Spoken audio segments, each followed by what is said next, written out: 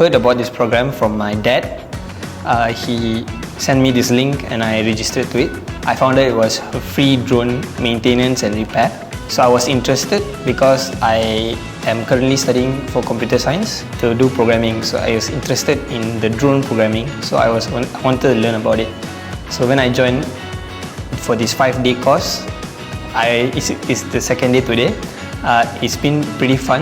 I have met new people and also learned a lot of new stuff.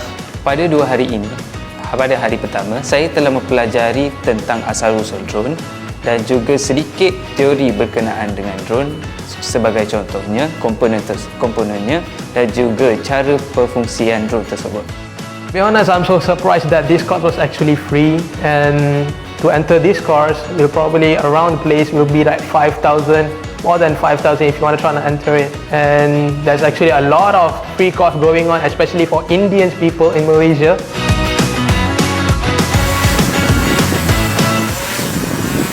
I truly believe this course will be helping me in future by doing my own drone business, by helping spray or do pest control in agriculture sector. And I also interested to create my own drone company and invite all of my other Indian friends to expand my business.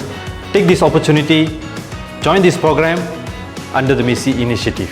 Saya amat berterima kasih kepada Perdana Menteri, Kerajaan Madani dan Menteri Sumber Manusia iaitu Yang Berhormat Steven Sim untuk memberi peluang kepada golongan India melalui program MISI.